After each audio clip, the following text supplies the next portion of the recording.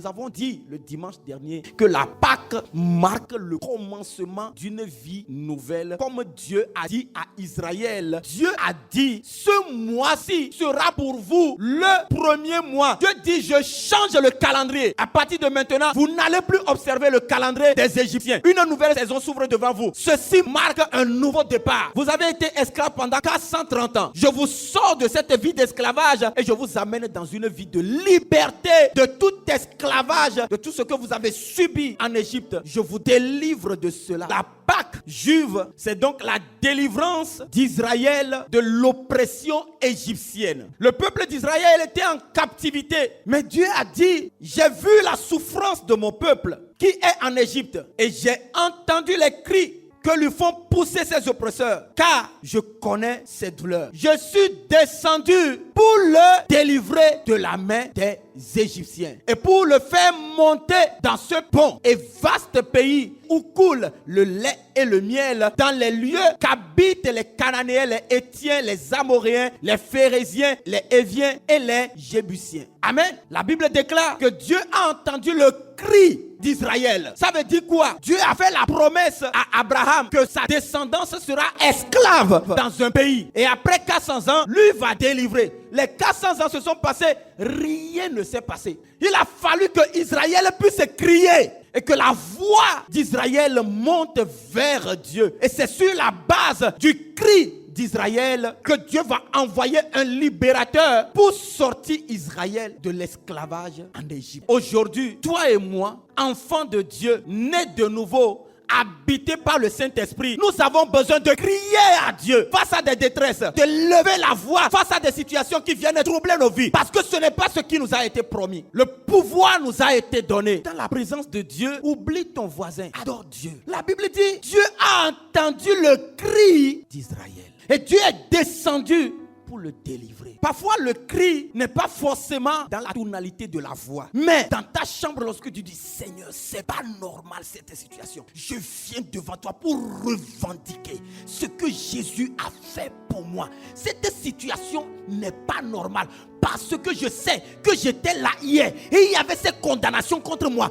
Mais l'œuvre de la rédemption m'a rétabli victorieux et que désormais je suis victorieux par rapport à la situation. Et il faut que je vive cela pour que ta gloire s'éclate au travers de ma vie. Au nom de Jésus-Christ.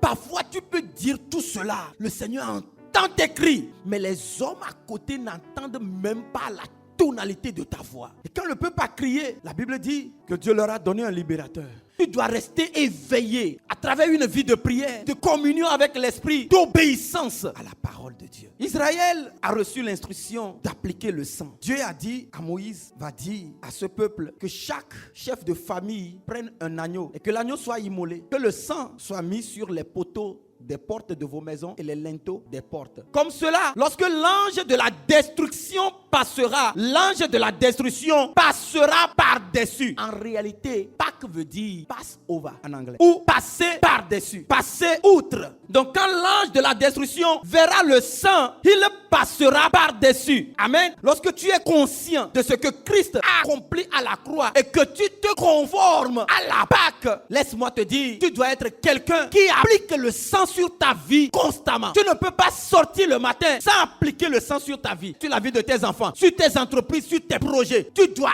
asperger ta vie, tu dois asperger les siens. Tu dois asperger tout ce qui est à toi du sang de Jésus. Le Seigneur me dit de te dire, tu dois appliquer le sang. Et au-delà d'appliquer le sang, tu dois te conformer à la Pâque en réalité. Si tu ne te conformes pas à la Pâque, tu peux appliquer le sang. La voix du sang restera impuissante pour toi si tu ne te conformes pas à la Pâque.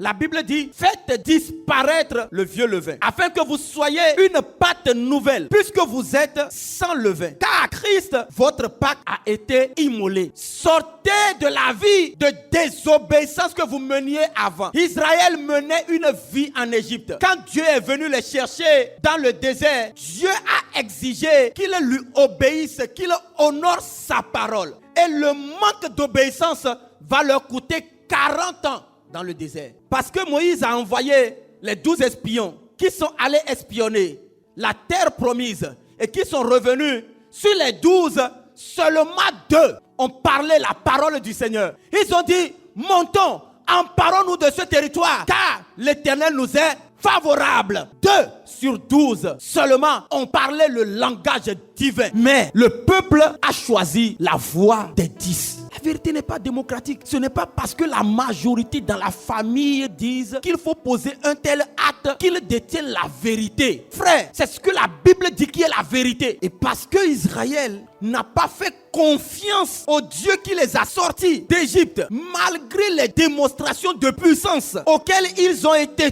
témoins. Mais lorsque Caleb et Josué ont dit Dieu peut nous être toujours favorable, ils ont choisi de croire à la voix des 10. Là, Dieu va dire, ils ont fait 40 jours d'espionnage du territoire et ils feront 40 ans dans ce désert. Dieu punit pour un jour, un an, que cela ne nous arrive pas. Ils ont fait 40 jours au cours desquels ils sont revenus donner un rapport que Dieu n'a pas aimé. Pour les punir, Dieu les punit de 40 ans. Ils ont passé 40 ans dans le désert. Tous ceux qui avaient plus de 20 ans et qui sont sortis d'Égypte, Dieu a promis de les tuer tous dans le désert. C'est après leur mort qu'il les fera sortir de ce désert. Et c'est ce qui a été accompli.